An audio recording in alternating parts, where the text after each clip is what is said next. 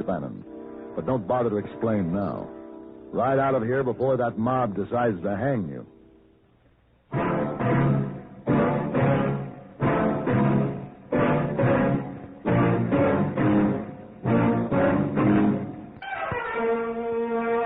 Have Gun. Will Travel. Starring Mr. John Daner as Paladin. San Francisco, 1875. The Carlton Hotel. Headquarters of a man called Paladin.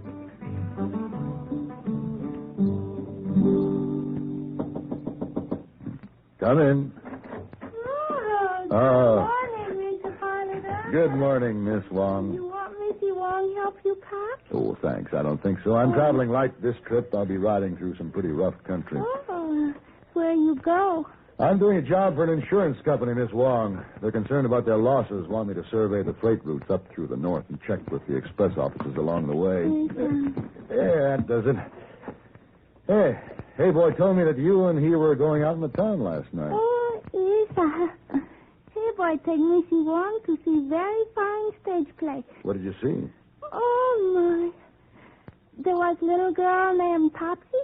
Oh, Topsy, yes. Yes, a little girl named Eva. Yes. A nice old man named Mr. Uncle Tom. Mr. Uncle Tom. Mr. Uncle Tom, Mr. You know what, Mr. Paladin? Poor Mr. Uncle Tom, he... I understand, Miss Wong. A little girl named Eva, she... Oh, Mr. Paladin, we have such a good time.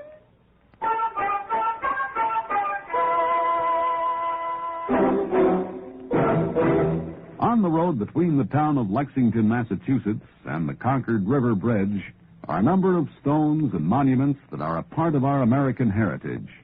In the spring of 1775, the Minutemen of New England brought together a supply of stores and munitions in the small village of Concord. The provincial Congress had voted for the stockpile for defense only, but British General Gage regarded the collected munitions and stores as potentially dangerous to King George's troops. On April 19, 1775, Gage dispatched a force under Major Pitcairn to capture the stockpile. The route of the British troops took them through the town of Lexington, which had been alerted by Paul Revere and others. At Lexington, the British were met by a small American force, and a skirmish ensued on Village Green. The American Revolution had begun. Their superior numbers allowed the British to continue their advance toward Concord, but William Prescott, who had ridden with Paul Revere, carried a warning of their approach. Pitcairn's British regulars moved into Concord and occupied north and south bridges, while a small group of Minutemen waited across the river for reinforcements. When help for the colonials arrived from nearby towns, the British were forced to withdraw across North Bridge. Here shots were exchanged, and the British were forced into a retreat. The retreat soon became a disorderly rout as Minutemen fired on Pitcairn's men from behind walls, houses, and barns. The colonials had won the day. Today, the brave actions of the American fighting men at Lexington and Concord are marked by many monuments, including the famous statue of the Minuteman. Some of the original landmarks are still preserved. The monuments at Lexington and Concord remind us of the rich heritage that as Americans we share and stand ready to defend.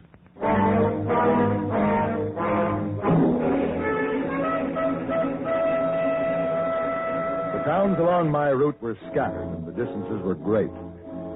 I had reached northern Nevada, and I was following a trail that wound its way over a rugged mountain pass. The trail had been chipped from a rocky cliff, which rose straight up on one side, and then took a sheer drop of several hundred feet on the other. When I reached the top and started down toward the Humboldt River Valley, I saw a man ahead of me.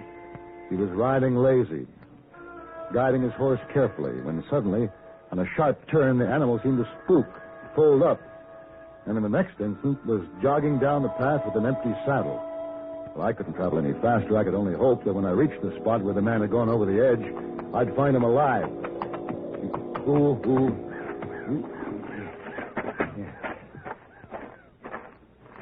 Hey, down there. Can you hear me? Yes, man, and it's a fine sound to be sure. Are you all right? Oh, I'm fine. Until this bit of a tree stump I'm hanging to gives way. You got any kind of foothold down there? Some.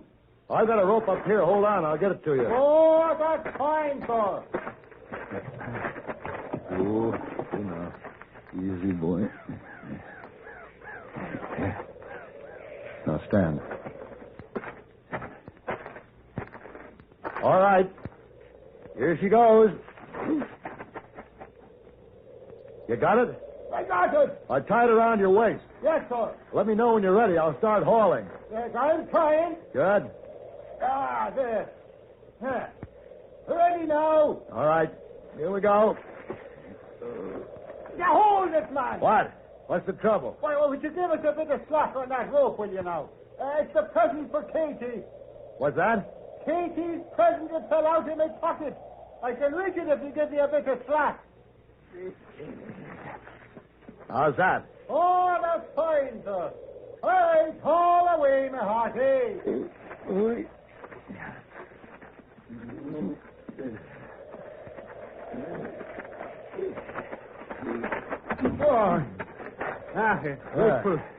Grateful I am to you, sir.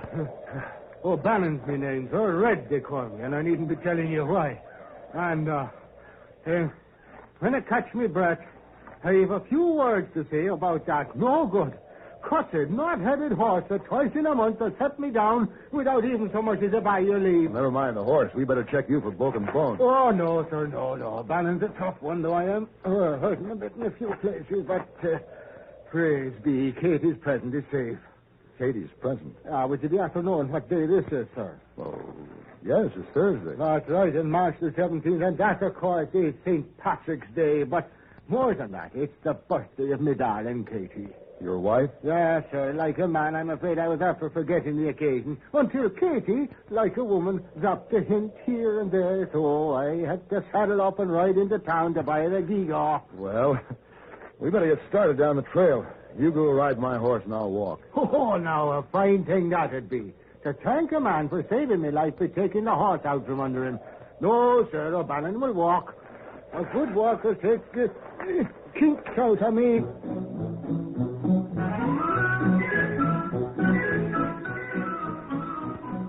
It was almost sundown before we reached the O'Bannon farmhouse. Katie was waiting at the gate. She was tiny and gay and very pretty. And she insisted that I stay to share the birthday celebration. Then it got so late, they both insisted that I stay the night. They were warm, friendly people. And when I left the next morning, it was with the promise to see them on my way back. My business took me on into Idaho, and it was nearly 2 months before I passed through Nevada again. The last stop on my route was the town of Towana, only 20 miles from the O'Bannon place. I checked into a hotel, then started for the Horseshoe Saloon. You ain't gonna get a drink in there, mister. Oh, why not? We're holding a trial in there today. Trial? It's gonna start as soon as the judge gets here. Once it starts, it won't last long. Open and shut case. Yeah, I just kept watching. I knew I'd see the fella again someday. Well, who's that? Fella on trial. Robbed my stage, killed my shotgun rider. I got a good look at him. I knew I'd spot him again, and I did. Over in Lander County. Sheriff brought him in. You gonna visit the trial? No, I have business at the freight office. Just thought I'd have a drink first. We'll fix him. Dirty killer. A fella named of O'Bannon. O'Bannon? Know him? Well, I'm acquainted with an O'Bannon up this way, but I'm sure it isn't the same one. Well, we're gonna fix him. Quick and good.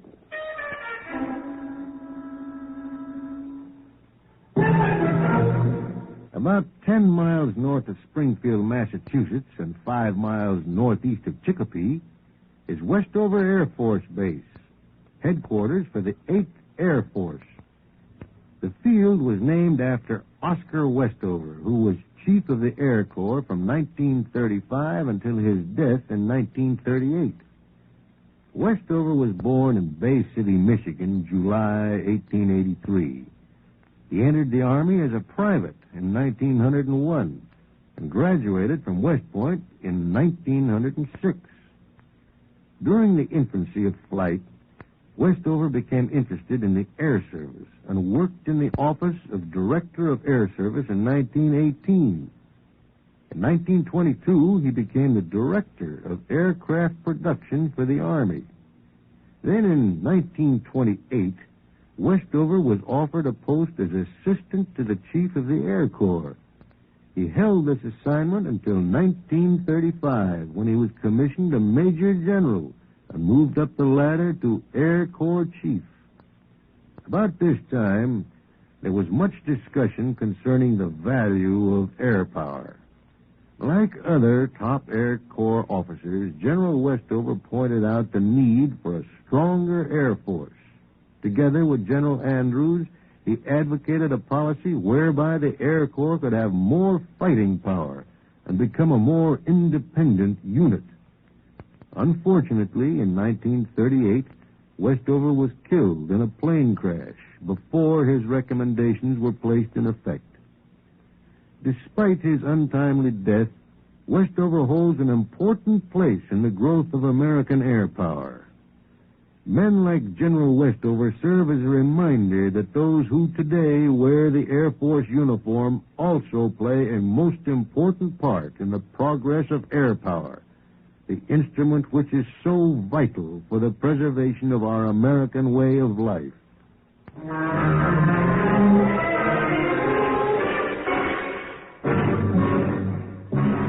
I had started down the street to the Tijuana freight office when I saw the sheriff bringing the prisoner from the jail.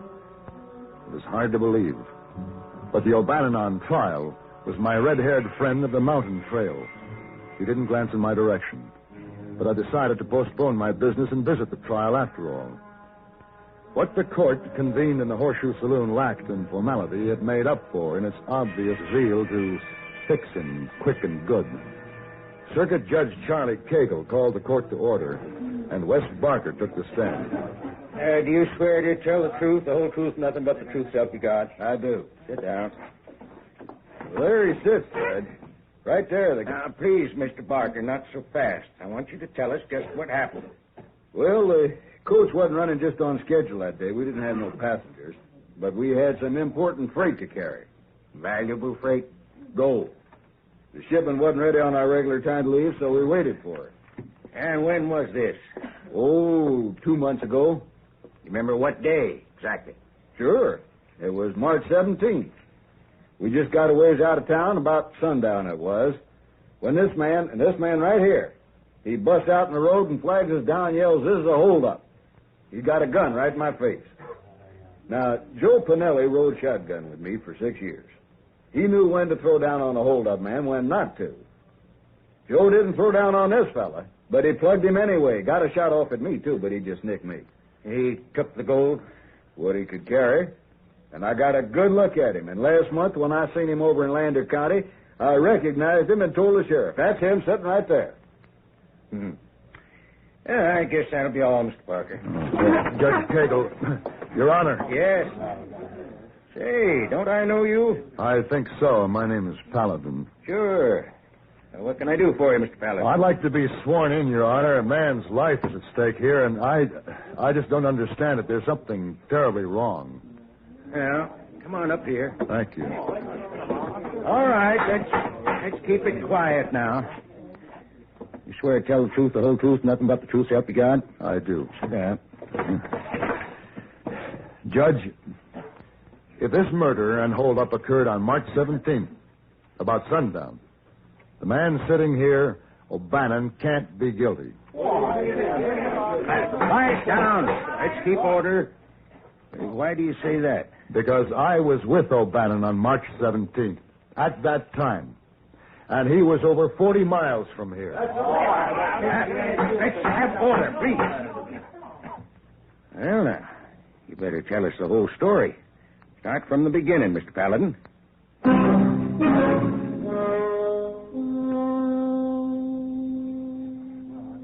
All right, Case dismissed. That's all for today. Yes, sir? Yeah. I can't figure what your game is, but you sure didn't make yourself any friends here. Look, I'm sorry, Barker. I told the truth. Yeah.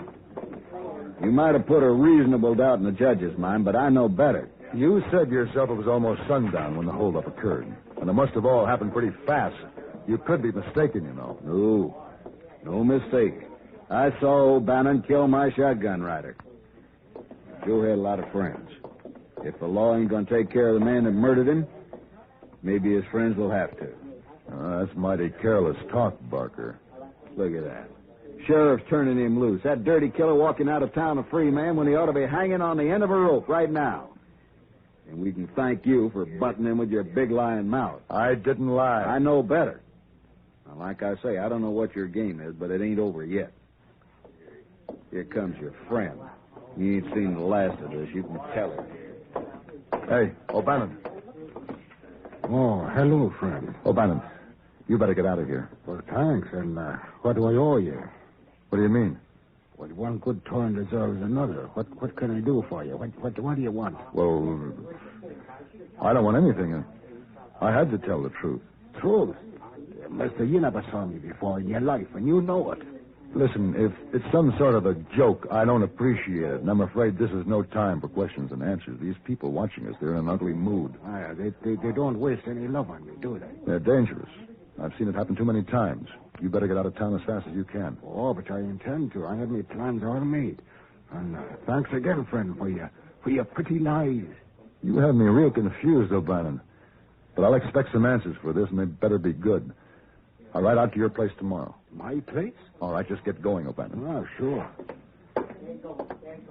Oh, Paladin. What? You'll find me at North Fork.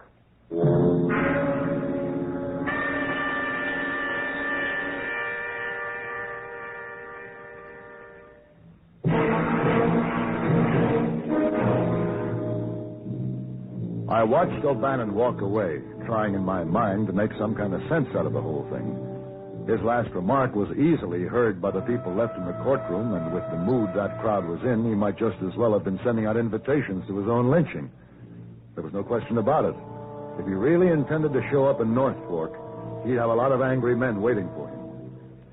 As soon as I had finished my business the next day, I headed out of town in the direction of the O'Bannon farmhouse. I wanted to see Katie.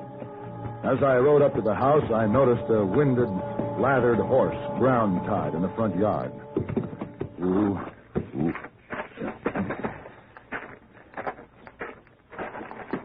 Oh, Katie.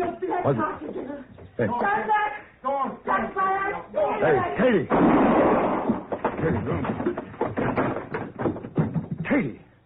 Paladin. What have you done?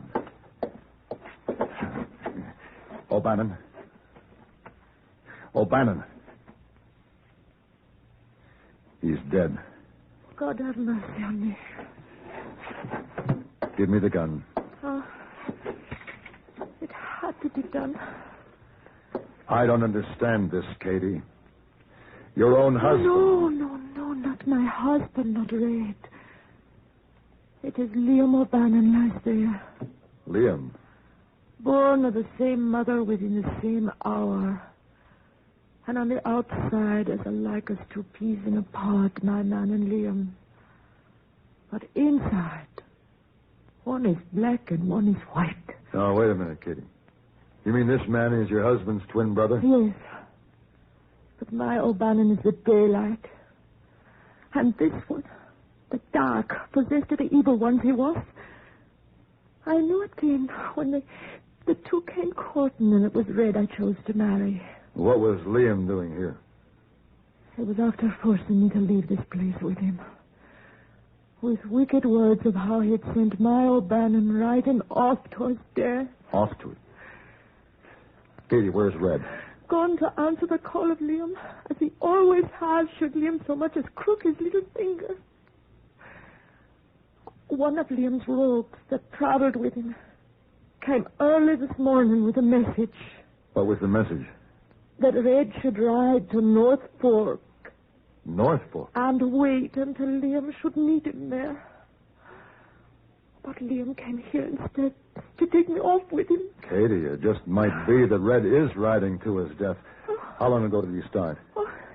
Oh, some time now. I'll have to go after him. Katie, will you get me a blanket? Oh, yes. I'm afraid Liam must ride with me.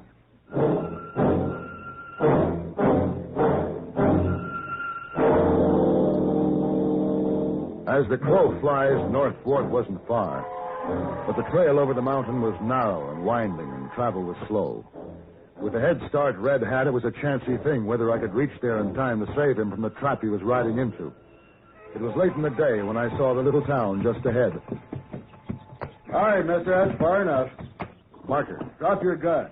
I've got something to tell you. We had to listen to you once before. We're done listening now. Drop the gun. Mister, we ain't going to take any interference this time. I told you it's up to us now to take care of the man who killed our friend Joe Pinelli. We're waiting for him. You mean he hasn't shown up yet? No, but we'll get him. Well, you won't have to wait any longer. The man you want is riding my second horse, wrapped in that blanket. What are you talking about? See for yourself.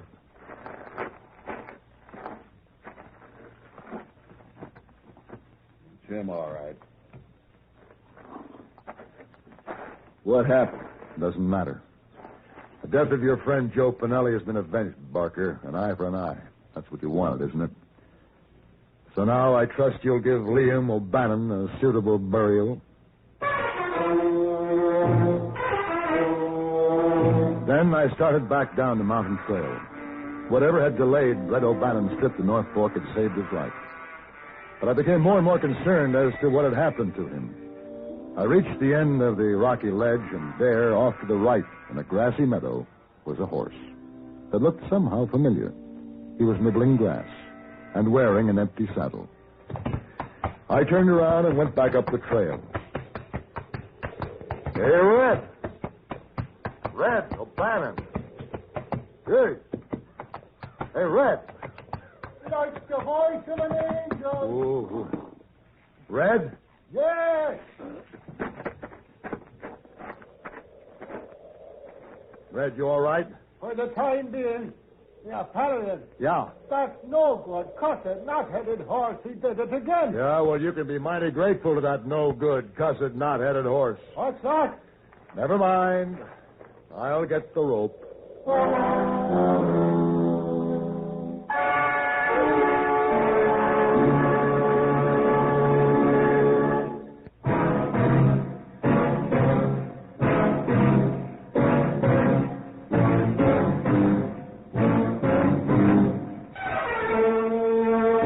Have Gun Will Travel. Created by Herb Meadow and Sam Rolfe, is produced and directed in Hollywood by Frank Parrott and stars John Daner as Paladin, with Virginia Gregg as Miss Wong. Tonight's story was specially written for Have Gun Will Travel by Ann Dowd. Specially featured in the cast was Ben Wright, with Harry Bartell, Jack Moyles, and Gene Bates. This is Hugh Douglas inviting you to join us again next week when CBS Radio presents Have Gun Will Travel.